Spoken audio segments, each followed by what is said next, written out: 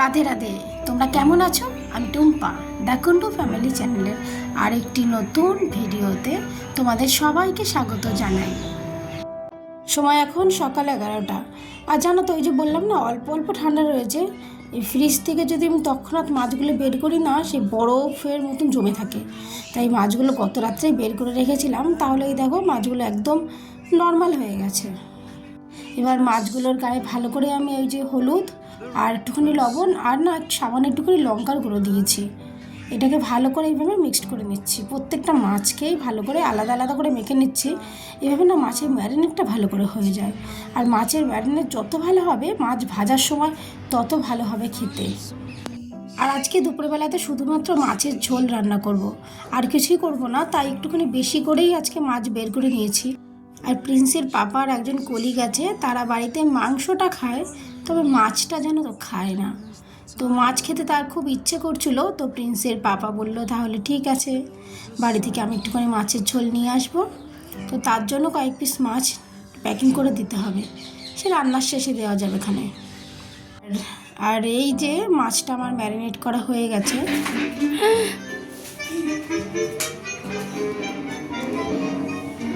কি বদমাইশ!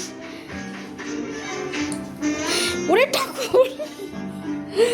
ইউবিকে খাওয়ানো হয়ে গেছে। আর এই দেখো টিভিতে চলছে টম অ্যান্ড জেরি।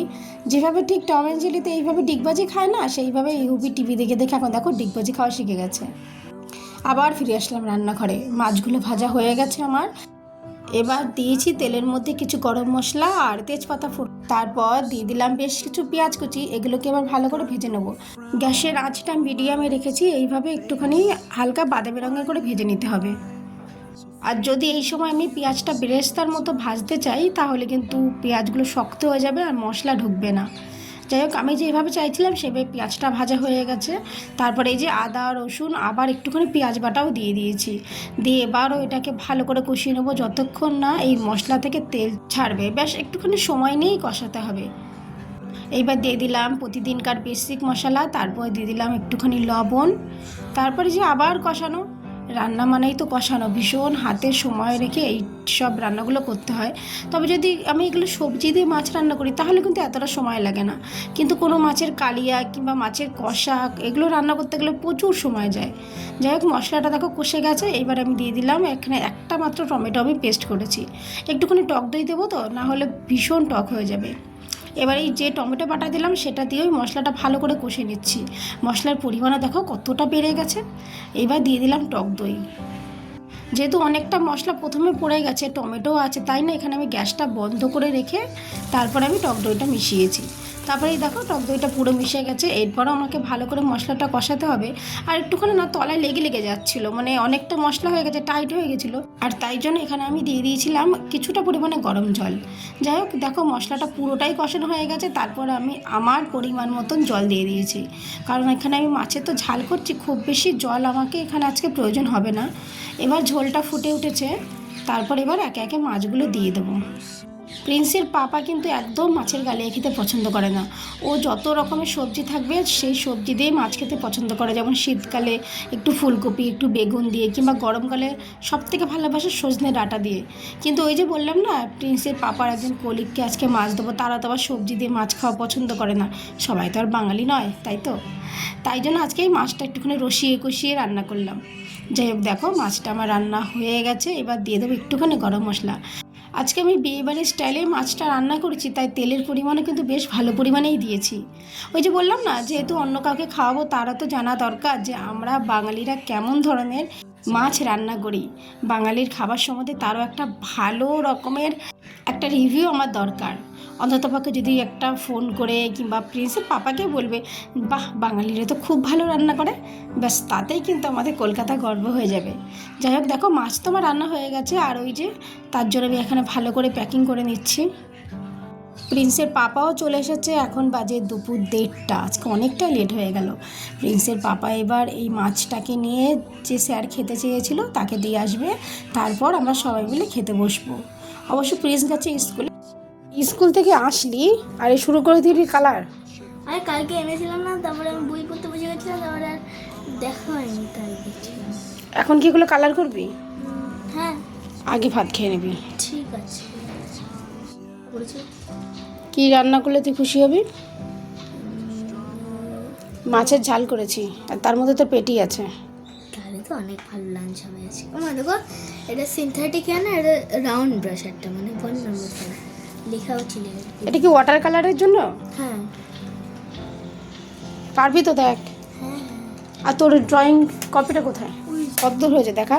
দেখাচ্ছে ওই যে যে মা সরস্বতী ড্রয়িং করেছিস না, সেটা কমপ্লিট? হ্যাঁ এখানে আমি গ্লিটার দিয়ে ইফেক্ট দিয়ে দিয়েছিলাম কালকে। ঠিক আছে, একটু এইটা এটা ভালো দেখি দিস। এটা আজকে অ্যাবাকাস আছে। হ্যাঁ জানি তো, কালকে কিন্তু ক্লাসে। হ্যাঁ এই যে একটা ক্যালিগ্রাফি। এটা অ্যাবাকাসে নিয়ে যাস? হ্যাঁ এটা তো এমনি নর্মাল। আর এই যে মাসা আসে। বাহ, খুব সুন্দর আছে। আর আর এটা একটা ক্যালিগ্রাফি। এটা ক্যালিগ্রাফি শিখিয়েছে?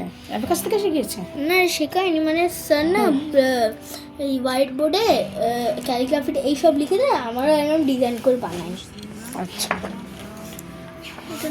ও আজকে বোর্ড এক্সামের জন্য কিছু করিয়েছিস স্কুলে? হ্যাঁ করিয়েছে। প্রিপারেশন হচ্ছে? হ্যাঁ। কি করিয়েছে আজকে? আজকে হিন্দির একটা টেস্ট পেপার দিয়েছে, সেটা করতে হবে বোর্ড এক্সামের জন্য। এই দেখো এই ফ্লাওয়ার। ওই এসে সুতো দিয়ে টেনেছিস? এটা ইউটিউব থেকে করেছিস? হুম। আমি এই যে আমাদের স্কুল, এটা যে খাটুশান। ও খাটুশ্যাম বাবা, এটা কালার হয়নি তখনও? করবো তো, শেডিং করবো। আর এটা আমি এটা নর্মালি কাগজি বানিয়েছিলাম। বাকি এখানে আর একটা ক্যালিগ্রাফি। হুম। বাস অনেক ড্রয়িং করছি। এরপরে চলো তাহলে চেঞ্জ করে নাও। হুম, চেঞ্জ করো। আর এরকম কালার করবো আমি, হালকা হালকা একদম। ঠিক আছে, ভালো করে প্রিপারেশন করছো তো? ও হ্যাঁ শোনো, আমি যেখানে ড্রয়িং ক্লাস যাই না, ওই যে কলকাতায়, সেখানে আমাকে স্যার বলেছিল আমাকে এবার ওয়াটার কালার টিউবসগুলো নিয়ে আসতে। আমার কাছে টিউবস নেই। তাহলে এখন না, সেটা যখন বাড়ি যাবি তখন। হ্যাঁ এখন তো না। আমার তো এখন কালার কিনে কি করবি? এখন কিনে কি করবি? জানি তো, এটা তো আমার সব থেকে, মানে আমার তুমি আমাকে খাওয়ার জন্য দাও না 10-20 টাকা, সেগুলো জমিয়ে জমিয়ে জমিয়ে জমিয়ে এটা 65 রুপিস নিয়েছে। ও আচ্ছা, বিকেলে যে পকেট বানিয়ে দিই সেটা জমিয়ে জমিয়ে এটা করেছিস, কিনেছিস, তাই তো? বাহ, ভেরি গুড। চলো চেঞ্জ করে নাও, আমি খেতে দিচ্ছি। ঠিক আছে। আজকে ওয়াটার বোতলটা প্রিন্সের পাপা নিয়ে এসেছে, কিন্তু দেখো প্রিন্সের জন্য রেখে দিয়েছে। ও না যে কোনো জিনিস এরকম আনপ্যাক করতে খুব ভালোবাসে। এখন বাজে দুপুর 3টে, আর আমাদের সবার তো খাওয়া দাওয়া হয়ে গেছে। প্রিন্সের পাপা আর ইউভি দুজনেই ঘুমোচ্ছে, আর প্রিন্স একটুখানি হোমওয়ার্ক করছে বসে। এই ফেব্রুয়ারি মাস আসছে না, এই ফেব্রুয়ারি মাসে জানো তো বোর্ড এক্সাম আছে, 20 তারিখ থেকে স্টার্ট হবে। আবার মার্চে স্কুল ফাইনাল, তার জন্য পড়ার চাপটা এখন দিই। আর আমাকেও এখন সারাটা দুপুর এইভাবে প্রিন্সের পাশেই বসে থাকতে হয়।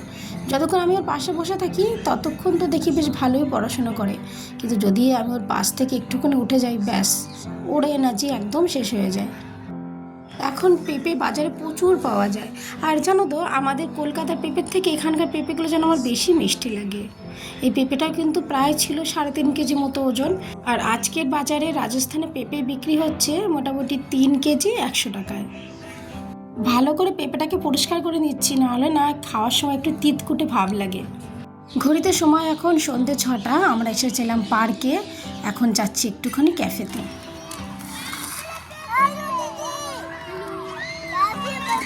চলো চলো।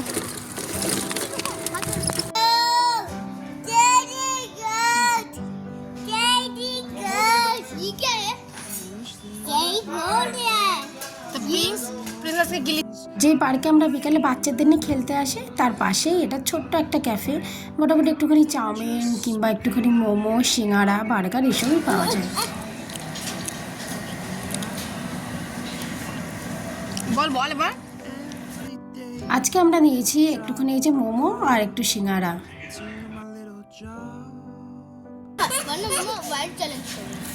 হোয়াইট চ্যালেঞ্জ, তাহলে কি মোমো থাকবে এর মধ্যে, তাই তো?